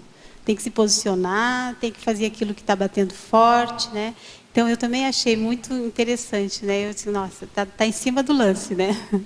Agora, em fatologia, eu queria que você aprofundasse um pouco a impaciência diante dos gargalos evolutivos, na página 14. Sim. A questão dos gargalos, né? Acho que gargalos todo mundo sabe o que é, né? Aquelas coisas que é difícil de engolir, né? Às vezes, como eu falei assim, na questão da docência, né? Eu sei o quanto é importante, é TARES, é assistência, né? Mas até que ponto eu vou deixar meu orgulho de lado e vou lá fazer esse autoenfrentamento, me expor, né? Com meu orgulho de querer saber tudo. Então, é um gargalo, né? Então, eu penso assim, vamos por partes. Daí eu sou dessa opinião, né? Eu acho que coisa que desce muito rápido não tá legal, não, né? aos poucos, né, vamos colocando um sabor aí, né, de muita motivação, né, para poder realmente entender que é o melhor para mim, é para minha mudança, eu vou me sentir melhor. E muitas coisas vão acontecer de uma forma que eu vou ficar mais tranquila. Então, eu vejo por esse lado, né? Essa impaciência vem da onde? Ah, sim, né? Impaciência, né? Com seus súditos, né? De querer tudo na hora, tudo né, na Terezinha? hora. Que tem que ser atendido, olha aí, pedir. Não é bem Vem isso? aqui, me serve, traz tudo. E aí agora é não, com e a ela impaciência eu acho que é até com você mesma, E né? agora Tipo, é com ela mesma, né? eu quero mudar, eu quero agora. Eu quero exato. reciclar, eu quero agora. Mas não é assim, né? Como eu disse, eu estou no bem processo por aí. do início, né? Então, aos poucos, a gente vai fazendo toda essa mudança. Mabel? Oi, pois não, Vai? pois não, Malu. Terezinha, muito bom. Construiu muito bem aqui a proposta, muito bacana. Mas eu queria também te trazer uma outra abordagem, que é a seguinte. Muitas vezes a gente olha esses traços aqui, nós estávamos conversando, a Ângela e eu, o tanto que tem relação com as artes e com a religião. Então, fica muito difícil a gente depurar aquilo e falar assim, esses traços são só da monarquia. Não. A gente tem que ver os traços artísticos, religioso. O artista de cabo a rabo aqui, do 1 ao 23, tudo. Não escapa um só. Então, muitas vezes, aquilo que ela abordou do gosto refinado, vem disso. Pessoas que participaram da Renascença, que tinham em casa quadros daqueles grandes artistas da época, que conviveram e foram educados nesse contexto, apresentam esse refinamento para a estética, a palavra. Então, é a harmonia da palavra, é a harmonia das cores, a harmonia da forma. Então, isso tudo a gente não pode cotejar só aí, mesmo porque o grupo da monarquia é muito pequeno nesse sentido, porque era tudo de genética, era de dinastia de casa. Então, você só podia entrar se tivesse casado com aquele outro, e de fora não entrava. Então, o que eu vejo também é que a religião, que era muito mais aberta, porque muitos caminhos de pessoas assim que queriam dar uma certa dignidade às famílias, era botar a filha no convento, né? Então, aquilo era muito comum, que subia o nível, melhorava tudo. Então, a gente vê que vale a pena também fazer essa abordagem da religião. Eu vejo muito mais os traços religiosos aqui presentes. E artísticos, então, Agora, nem Malu, se fala. você acha que dá para separar monarquia, arte e religião? Ah, eu acho que Você dá, acha Ange, que porque dá? muita gente só teve ascensão social através da religião. Outros só Não, tiveram mas eu ascensão digo- social a partir da Mas eu digo da, assim, da não houve uma arte. época que as coisas elas eram meio assim, as pessoas, né, elas conviviam, a religião mandando de uma série das coisas. A arte que os mecenas da monarquia, eles ajudavam. Então, não era assim um grande grupo ou Até não? podia ser, Mabel, mas eu vejo assim, tem que ver a questão da monarquia desde lá dos primórdios, dos imperadores chineses, se a pessoa está envolvida, se ela esteve envolvida com os egípcios, que também eram de dinastias. Então a gente tem que ver, porque desde lá tem dinastias claras, monárquicas, religiosas e artísticas. O artista ele só podia entrar na corte pela arte, ele não tinha nome, ele não era nada. Ele era uma coisa. Agora, eu vejo, sim, que no ambiente da corte tem toda uma espécie assim, de bastidores, tem bastidores de pessoas que não eram da monarquia, mas gostariam de ter sido. Então, isso cria uma personalidade rancorosa, ressentida, despeitada, enjoada. E isso não é traço monárquico, isso é traço da pessoa não ter sido da monarquia, que gostaria de ter sido. Então, eu estou te trazendo uma outra variável para você analisar. Porque as pessoas gostam muito disso, elas acham bacana pertencer à monarquia, não sei o quê. De uma certa forma, dá um certo glamour, principalmente se a pessoa é imatura. Dá um certo glamour, há uma certa glamorização. Por outro lado, se ela começar a pensar assim, olha, mas às vezes eu não estava lá, mas eu gostaria de ter estado. Eu gostaria de ter sido casado com A, com B, com C, frequentar tal ambiente, não frequentei. Isso cria uma personalidade ressentida, uma personalidade difícil de conviver, porque a pessoa não teve realmente num ambiente... Vamos dar um exemplo claro. Balzac, Honoré de Balzac. Balzac era Balzac e Naquela Balzac. vida, não O tava. de Balzac é por conta dele que ele queria pertencer à nobreza. Entende? Então, a gente vê isso também, pessoas que gostariam de ter tido a ascensão social da nobreza e não tinham, e elas desenvolvem esses 23 tracinhos aqui. Então, é preciso ter um senso crítico, um alto senso crítico muito bom, um discernimento muito bom, para a pessoa realmente entender qual era a minha colocação, onde eu gostaria de ter estado. O que você acha, Terezinha, dessa abordagem? Eu concordo, professora Amada. Estava pensando, porque eu comecei a ver dentro do meu estudo a questão do clero, né? Que tem a ver muito com a religião, né? E eu me identifiquei muito com essa questão, né? E vejo que é tudo da forma como cada um hoje vem no processo de vítima ou de algoz, né? De repente, então prestar atenção, né? De repente ainda vem com aquela autovitimização que é tão grande, né? Que ela se torna tão patológica nessa vida que ela não consegue, né? Dar os passos seguintes. O professor Valdo comentava que nós estamos vivendo uma época em que as vítimas se tornaram piores do que os algozes, porque elas não perdoam os algozes que estão tentando fazer assistência. Nossa. Tem mais essa abordagem também que é braba para a gente enfrentar. Então, a gente tem que trazer também essas linhas de realismo assim mais contundente, porque muita gente viaja nessa condição de achar uma coisa bem glamorizada, muito bonita, e fazer o meia-culpa, mas, na verdade, não muda nada. Na prática, você vê a produtividade.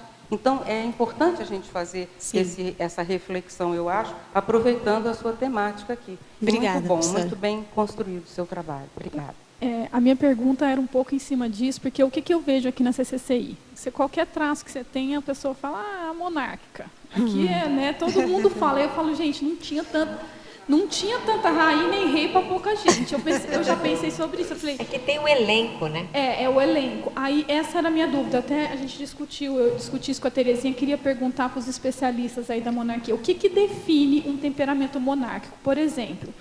Um traço que permeia sempre. Você quer saber se existe alguma coisa assim? Arrogância. A arrogância, ela pode vir da plebe, ela pode vir da religião. Então, assim... Ela pode vir do político. Do político, do artista. Então, assim... Do soldado. Do general. Então, todo mundo que tem poder. Isso, na verdade, é um traço consciencial, na verdade. Isso pode permear qualquer consciência. A arrogância é um traço consciencial.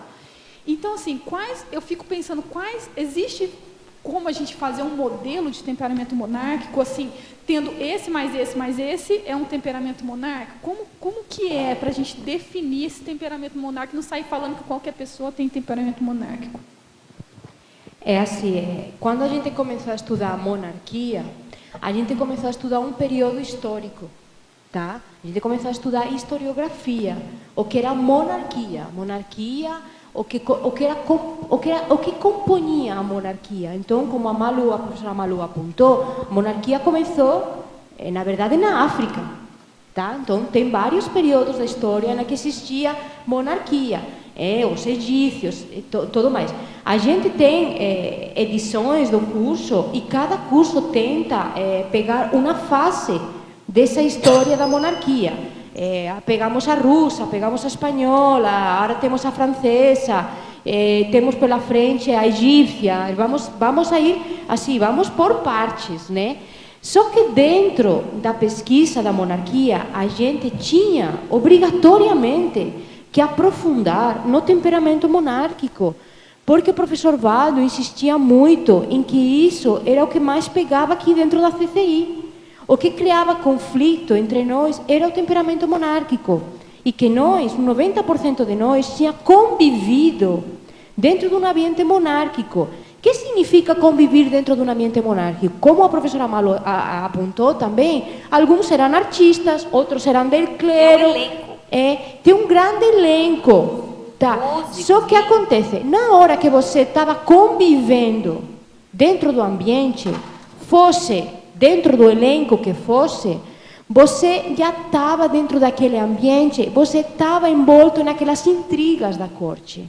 E aí você estava desenvolvendo, de alguma forma, esse temperamento. Agora, que nível de temperamento cada um de nós tem? Cabe a cada um de nós saber e analisar. Eu analisei o meu, a Terezinha está analisando o seu, e cada um dos nossos alunos, participantes das dinâmicas e do curso, ou participantes da tertúlia, ou da mini tertúlia, quando a gente tinha, analisa o seu. E ninguém é ninguém para falar, a tua arrogância é temperamento monárquico. Isso é você que vai analisar. Eu, por exemplo, eu me senti muito estigmatizada quando o professor Valdo começou a me apontar como sendo da monarquia, porque as pessoas faziam brincadeiras comigo, tipo, se ajoelhavam, faziam reverência e coisas assim. E eu comecei a me sentir muito mal com isso. Eu tive que ir trabalhando isso aos poucos, porque, na verdade, quem vai determinar o nível de temperamento que eu tenho sou eu. E eu avalio hoje o meu nível de temperamento monárquico bastante reciclado, mas no início atingia todos estes itens que a Teresinha tem aqui e muitos mais. Mas isso sou eu que falo, sou eu que decido, sou eu que vejo, tá? Então eu acho que isso é muito importante. O que a gente estava fazendo na monarquia, cada um de nós que vai saber, ou não vai saber, com retrocognição, sem retrocognição. Agora, para mim, dentro do processo da história, para mim, as pessoas que não estavam dentro do âmbito da corte, era o que tem a ver com plebeísmo, que foi, inclusive, a última dica que o professor Valdo deu para nós, foi precisamente abordar o tema do plebeísmo dentro do curso, para que as pessoas entenderam que quem estava na plebe não tinha curso intermissivo. E isso teria que ficar muito claro para nós. E isso até agora que a gente está estudando e oferecendo, e gente, cada um tem que ficar bem na liberdade de estudar ou não estudar. Agora, Laura, você falando isso e a pergunta dela, isso me faz lembrar aquele filme dos macaquinhos. Isso. Você viu o filme dos macaquinhos? Os macaquinhos é o filme do Príncipe Destronado. Daquele das batatas? Aqueles macaquinhos que eles fazem uma comparação dos macaquinhos com o temperamento monárquico. Que na verdade é um traço consciencial. Ela está falando. Exato. E não é consciencial, é subhumano. Subhumano, dos próprios macacos. O filme é um filme... O problema de poder, de área, de defender o feudo, de defender o território, por aí vai, mas isso é do ser humano. É o Príncipe Destronado. O Príncipe Destronado é o título do filme. Interessante. Então a gente pode concluir que qualquer temperamento, qualquer pessoa que de alguma forma esteve envolvido na monarquia, seja clero, seja religião, artista, é um temperamento monárquico, é isso? Não. Porque assim, se você disse que a plebe não faz parte desse grupo, porque se a gente for pensar no elenco... Naquela vida, gente, olha, tem uma coisa que chama Seriex. Você pode também ter autorrevezamento. A pessoa está lá, depois ela está do outro lado. Mas o que ela traz de raiz mais forte? A sua paragenética é mais desse lado ou daquele? Porque também, gente, não é só aquilo. Eu não enxergo assim, né? Você tem traços de personalidade. Agora, o que é o mais forte? Tem vínculo nisso, tem vínculo naquilo. 50 vidas aqui ou 10 vidas lá. Então, aí, a paragenética da pessoa vai falar. Agora, não pode ser uma coisa estanque de a gente achar, olha, isso tem que ser isso, olha, aquilo tem... Eu acho que não, porque é traço consciencial, como você falou. As coisas, elas se manifestam. Agora, existem, às vezes, traços que são muito fortes dentro daquela específica personalidade. E aí você fala, isso mas não que seja... E outra coisa, gente, ela não foi monarca todas as vidas dela. E tem outra coisa. Não existe isso, né? Nem teve tanta monarquia para fazer isso. Tem os infiltrados dentro da monarquia. Não, tem a consciência infiltrada. E existem os revezamentos, entendeu? Existem, então você vai jogar lá, uma hora você é mais da plebe, uma hora mais escritor, outra hora você, quem sabe, nasceu numa vida no sangue, quem sabe, eu não sei.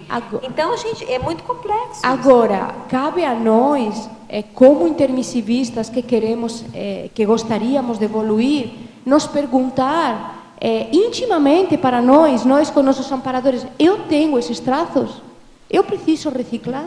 Isso problema nosso. Agora, uma vez o professor Valdo falou, acho que até foi a Malo que perguntou, a Malo perguntou alguma coisa assim, os monarcas da monarquia europeia são os chineses, faraós, egípcios. Então aí você são vê os mesmos, cara. Então aí você veja só, aí você fala que essa pessoa tem temperamento porque ela traz uma raiz e Mabel, muito forte. A monarquia europeia, ela foi muito inspirada na chinesa, porque ela começou a adotar todo aquele salamaleque, aqueles 3.000 passos do protocolo, até chegar no imperador.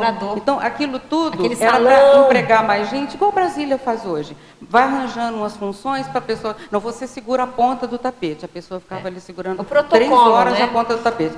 E eu vejo assim, a gente precisa aproveitar mais o que o ambiente cortesão ofereceu de melhor, no caso, para as mulheres. Cultura, minha gente. Cultura, leitura, refinamento, educação, bons modos. Isso tudo não se aprende numa vida. Isso é que o povo fala, fulano não sei, ele tem berço. O que significa isso? Que ele foi educado. Ele não foi aquele de tirar o chapéu e puxar a espada, cumprimenta com o chapéu e enfia a espada na pessoa. Ele não está nesse nível. Então, veja bem, lá a pessoa podia ser ou da monarquia, ou podia ser um grande general, podia estar na arte bélica, que assim era chamado, ou então na parte artística. Então, a gente tem que ver essas posições e lembrar isso. O que você trouxe, se você teve essa oportunidade, o que você trouxe de lá? Cultura, refinamento, a mulher podia estudar na monarquia. Na religião, não. O homem podia estudar na religião. Na monarquia, não, porque ele estava muito ocupado matando as pessoas para poder defender o reino. Agora, então, isso tudo a gente tem que avaliar. É. Vidas de homem e vidas de mulher. O que você teve? Mais vidas femininas? A retrocognição ajuda você a ver em que linha você vem fazendo isso, se você tem acertado mais. Se conserva o soma, é porque você tem acertado mais com aquele tipo de soma. Então, tem que ver também, que eu acho que faz um resumo aí, o seu saldo é para melhor ou é para pior? Se for para pior, gente, cai fora. E provavelmente vai ser pior. A probabilidade de ser péssimo nessa área é grande. Tem coisa boa, claro que vai ter também, mas a pessoa que vai falar, qual é o meu saldo nessa área? Ele é positivo ou ele é negativo? Aí a gente vai ver o que vai acontecer. Fala. Bom dia. Aliás, boa tarde. Boa tarde. Parabéns pelo verbete, Terezinha. Obrigada. Estou aqui no grupo do Recife. Obrigada pela presença. Eu sou biólogo e estudei um pouco ecologia. E essa questão de como os grupos se comportam, é claro que existe a questão histórica, a contribuição das culturas ao longo do tempo. Mas acho que é também interessante ver o que seria mais basal também. Um exemplo. Como os cães se comportam no sentido de lobos, a formação da hierarquia do alfa, do beta, do arquirrival, o ômega. É a mesma coisa. Essa estruturação, né? Quais são os atributos que fazem um líder nesse sentido? Eu estou dando um exemplo de uma matilha, de uma alcateia, mas a gente pode ver outros, como os organismos se dispõem. Essas estruturas, né, de evolução que ficou só na matéria, e que podem, vamos dizer assim, mudar de paradigma, né, da multidimensionalidade, né, que você pode avançar mais. Eu penso que essa é a grande virada, né, de você focar nos instintos mais básicos, que mantêm esses padrões aqui, esses traços. Né. São subhumanos, né? São exatamente, subhumanos. Para a gente entender bem há o que você está falando. uma grande reciclagem. Exatamente. Parabéns. Qual a oportunidade que a gente tem aqui de reciclar, né? Não perder tempo. Posso fazer uma pergunta aqui, gente, que eu tenho tanta pergunta ainda ausente aqui. Paradoxologia, página 15, segunda linha. Poderia exemplificar o paradoxo do temperamento forte e difícil poder denotar fraqueza consciencial? Quando eu vi essa parte, eu fiquei pensando na questão quando a gente fala da liderança, né? Porque para ser líder precisa ter um temperamento forte, né? A pessoa costuma falar, não, o temperamento é forte, porque por isso que eu consigo ser líder. E eu percebi, muitas vezes eu tive frente, um exemplo, a pessoa, o síndico, né? Ele tem que ter um temperamento forte. Ele precisa manter essa postura aí de líder naquele momento, pela responsabilidade. Mas não quer dizer que ele seja fraco, né? Porque uma coisa não tem nada a ver com o outro, né? Porque, afinal de contas, está longe, né? Uma pessoa que ela tem consciência, que ela pode ajudar, que aquele momento ali é o momento dela, como diz, a bola que está ali, é ela que tem que dar as dicas, né? Porque precisa ter uma pessoa responsável, mas não quer dizer que ela seja fraca, né? Mas, por outro lado, tem que ver também a questão, assim, como que ela é na sua intraconsciencialidade. Se ela está sempre, ou simplesmente mostrando um papel ali, né? Ela pode ser líder em determinadas coisas, mas e com ela, como é que ela é? Então, se voltar para si mesmo e ver a sua autoliderança, né? Se realmente ela consegue trabalhar com aqueles traços que naquele momento podem estar atrapalhando a sua vida. E ver se esse temperamento forte, às vezes, não é a fachada, exatamente, né? Ela mostra para os outros... É um mecanismo de defesa, às vezes. Né? Maniologia, página 16, primeira linha. Poderia discorrer sobre a atenção quanto à nostomania perante as retrovidas na corte? Sim. Eu achei interessante também... Primeiro explica o que é isso, né? Essa nostalgia, não é isso? É a nostalgia, aquela alienação do passado, né? Viver lá no passado, quando existia, pelo que eu percebi, assim, né? A questão da corte, né? Não tinha muita coisa para fazer lá, né? Vamos fazer uma hipótese. O que a gente fazia lá? Ficava lá, bancando, né? Principalmente a mulher, né? O que a mulher fazia? Ela tinha que se mostrar, né? Não tinha nem WhatsApp, né? WhatsApp para a gente, então não tinha muito o que fazer, né? Então ter cuidado e prestar atenção naqueles traços, por exemplo, da nostalgia na consciência, né? Que a nostalgia, ela pode ser um passo para a depressão, né? Que às vezes a pessoa fala, ela está assim depressiva, não sabe por quê. Então vai procurar ajuda, né? Vai ver, aqui nós temos a UIC, né, que faz autoconsciencioterapia, que pode ajudar as pessoas. Posso continuar aqui? Sim. Bem? Paradoxologia, página 15. É mais ou menos a mesma pergunta, mas a abordagem é outra. Como surge o paradoxo da inconsciência do intermissivista quanto ao próprio temperamento monárquico? Aí a gente já falou sobre isso. Mas ele fala assim, ó, o intermissivista de origem monárquica tem mais dificuldade na revivência intrafísica dos conhecimentos e habilidades auridos no curso intermissivo que podem lhe propiciar viradas de mesa evolutivas? Difícil isso. Eu acho assim que a pessoa, como eu disse, já traz o título, né? Tem que ter muito cuidado com essa coisa, para não virar uma síndrome, né? Síndrome do intermissivista, né? Agora porque tem o título... Ou síndrome da monarquia. Da monarquia. Até que ponto, né? Realmente eu me considero... Eu tenho responsabilidade sobre as coisas que eu estou fazendo hoje, né? Qual é a minha ProEx, né? Eu estou realmente...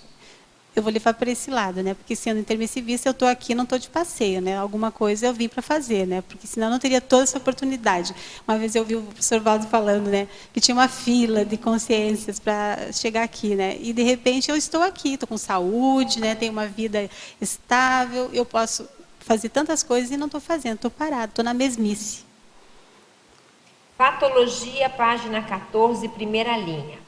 Tenho interesse em identificar os traços monárquicos por meio dos mecanismos de defesa do ego. Quais as sugestões para isso?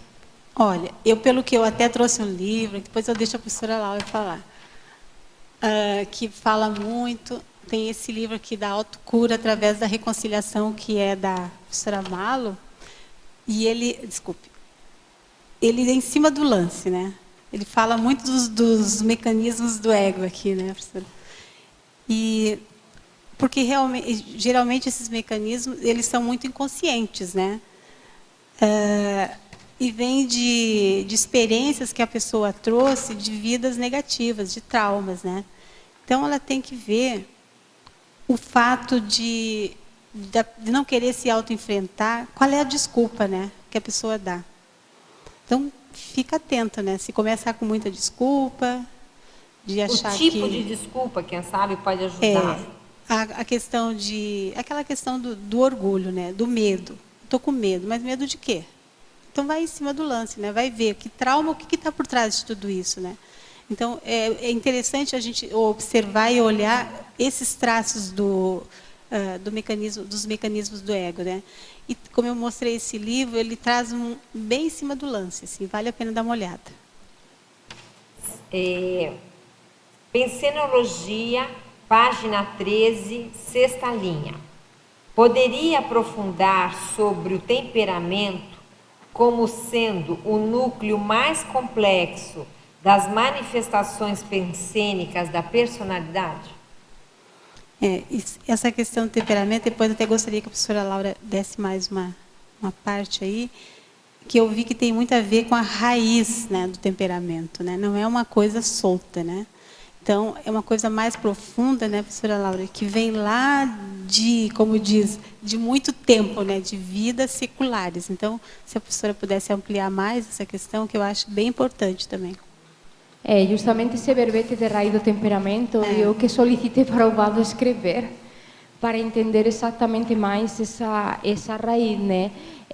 Quando a pessoa ela tem esses traços de temperamento monárquico, né, bem arraigados, bem cronificados, é de lógica pensar que a vida na monarquia ou foram várias ou foi uma muito marcante, né? Então o traço ou os traços eles se manifestam de uma forma muito inata. Então é aquela coisa, isso vai demorar em ser mudado, ela vai precisar de muita acuidade, de muita lucidez perante aquela manifestação e muita paciência. Agora, é interessante pensar aqui o seguinte, não adianta a pessoa ficar se sentindo com culpa de ter esse traço, se sentir magoada e ficar naquela coisa de vitimização.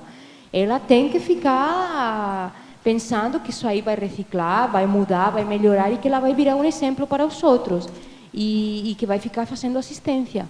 Senão ela não sobrevive ao traço, o traço engole ela. Aliás, gente, só para fazer uma parte aqui, amanhã o Círculo Mental Somático, o tema é traços e atributos conscienciais com a equipe da Conscius, que vai festejar, comemorar a primeira década da Conscius. Então estão todos convidados. Aqui, Terezinha, você acha que terapia em grupo poderia ser uma das formas para esclarecimento das pessoas, para o autoenfrentamento e a autoevolução? Tenho formação em psicanálise e penso em formar grupo para ouvir as pessoas. Olha, meu ponto de vista, né, tem que ter muito cuidado com isso. Porque, primeiro, mesmo que a pessoa seja um profissional, ela tem que levar em conta a questão das energias, né? O que vai rolar ali naquele campo, né? Então, é importante ficar bem atento e ver. Eu não faria assim um grupo assim.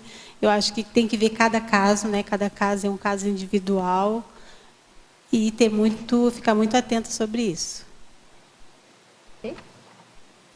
Patologia, página 14, sexta linha de baixo para cima. A decisão de promover a auto-organização mental somática. Poderia aprofundar e dar exemplos? Bom, o primeiro exemplo assim, direto que eu vou dar é sobre o verbete, né? Meu verbete. A partir dali, porque para fazer um verbete, eu acho que a maioria dos verbetógrafos há de ver que eu tenho um pouco de razão, né? Precisa de muita organização mental, porque esse conforto, essa chapa, a Amanda, ela sabe o quanto eu incomodei ela no início também. Eu fiz o curso, né? Porque verbetografia até vai começar agora. Acho que é de suma importância, né? Porque a questão das neossinapses, para poder organizar as ideias, como eu digo, né? Porque às vezes, ainda mais quando as pessoas têm um pouco de dispersão consciencial, é difícil. Se a pessoa é um pouco dispersiva, ela não consegue assim, fazer determinadas coisas e pôr em prática. Eu, a partir do verbete, eu percebi assim, que hoje, um parênteses, né, pelo fato de eu ainda ter muita questão da autodesorganização mental, que eu digo mental porque começa por aí. Se eu não tenho uma organização mental, como que eu vou conseguir fazer determinadas coisas no meu dia a dia? Eu percebi que, através da escrita conscienciológica, a minha auto-organização mental, ela aumentou bastante. É a questão das neossinapses, né? É a questão que você põe, né? Põe foco. Alinha a maneira de pensar, senão você não produz. Não produz, não tem como. Eu convivendo com a Terezinha, foi incrível a mudança dela depois do verbete, assim, até a forma no dia a dia, assim, foi Terezinha antes verbete, Terezinha depois verbete. Então foi realmente incrível, assim, a reciclagem tanto na postura monárquica quanto na reciclagem pessoal dela, foi muito interessante. Muito bem. A gente tem mais um minuto, alguém tem alguma pergunta? Pois não, Márcia. Oi. Falando, logo no início a gente falou que o poder estava muito ligado, né, na questão da personalidade monarca. Aí eu queria só, assim, não sei, falando em poder e pensando no empowerment, que é o empoderamento do outro, aí você considera que depois dessa principal reciclagem, a preocupação, né, de transformar esse poder em um poder cosmoético, poderia se tornar o principal objetivo do reciclante, trazer à tona o poder que existe no outro? O que você acha? Eu acho a palavra em si, poder, ela me dá um arrepio, assim, né? Porque não sei porquê. É um trauma. Eu acho que é um trauma. Sabe, eu preferia substituir por uma outra, né? O verpom. Eu não sei qual seria, mas assim... Mas a gente tem que desmistificar isso, desmistificar. né, gente? Olha, você tem o poder de mudar você mesma. Sim, aí é um lado positivo. Esse é um positivo. poder consciencial, totalmente cosmoético. Não tem como viver sem isso. Então, tem até alguém que fez ela não fez uma pergunta, ela fez uma observação, não deu tempo de ler, que existe isso, né? O poder da consciência evolui. Não, aí por esse lado... por isso que eu coloquei como cosmoético, né? Depois que você se conscientizou e tem a intenção de reciclar, né? Então você quer trazer à tona também esse poder no outro, que você, de repente, subjugou durante tanto tempo. Não, e eu concordo contigo, só um pouquinho, professora, que eu vi, assim, quando eu comecei a minha autopesquisa, uma parte que eu achei de suma importância, que é a questão da cosmoética que ela falou. A partir de começar a estudar realmente a autocosmoética, o que eu estou apresentando, né, hoje nos meus traços. Então, eu costumo dizer, parece que essa matéria eu esqueci um pouco, né, e agora vem vindo muito à tona, sabe? O que realmente é a cosmoética para mim, né? Então, é a partir daí mesmo, e tu tem razão. Sim, professora. Não deixa de ter acho que é nos 700 experimentos que tem um material sobre isso, sobre os poderes da consciência. A maturidade não deixa de ser um empoderamento que a pessoa tem da sua própria capacidade. É um tipo de empoderamento para ela poder fazer assistência e desassédio em alto nível. Sim, né? autossustentabilidade daí, né? Ninguém evolui sem esse poder, que é o cosmoético, como ela está falando. Sim, esse concordo. Terezinha, nós estamos chegando no nosso final. A gente agradece aí a sua participação brilhante. Tivemos 33 perguntas pela minha conta, depois eles vão falar. É um número altíssimo de perguntas, o que mostra que o tema é quente, não é isso? Mostra que precisa ser falado mais. Então, parabéns pela sua defesa. Obrigada aí pelos tertulianos. Também temos casa cheia hoje. Presta atenção que isso é sério, Terezinha. Dê valor. Obrigada a todos. E a gente agradece os tertulianos, os teletertulianos. Quer falar mais alguma coisa? Não, agradecer a todos, né? Tá bem. Pela oportunidade.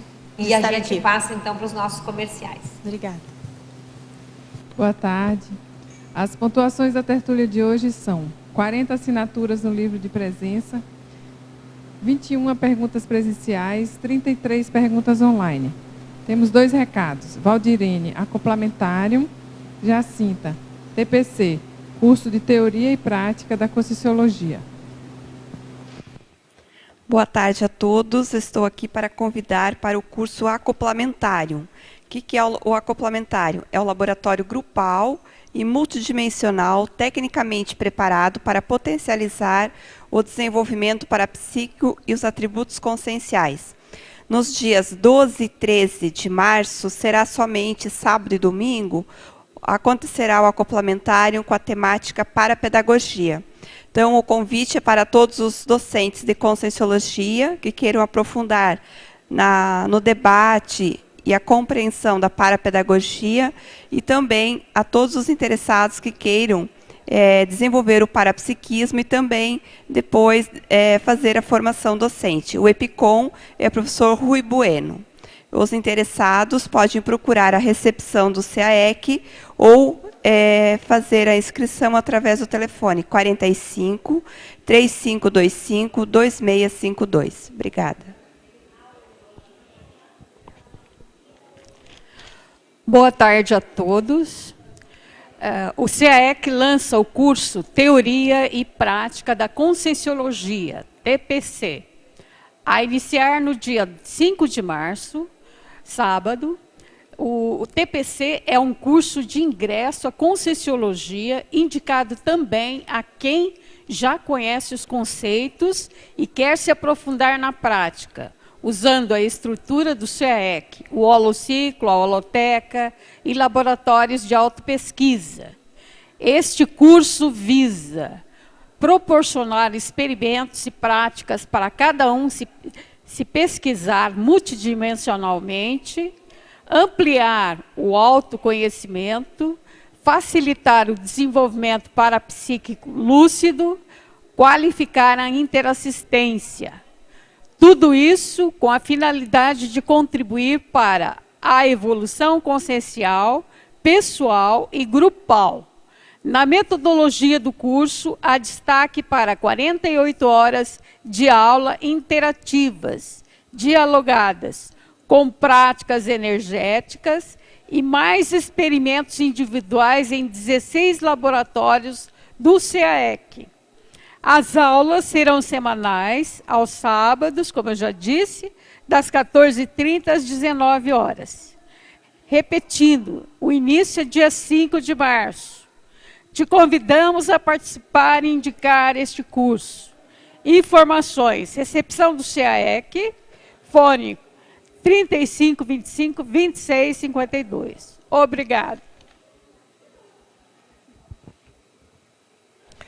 Para amanhã teremos o verbete Distanciamento Calculado Cosmoético, na especialidade Conviviologia, da verbetógrafa Márcia Moreira. Boa tarde.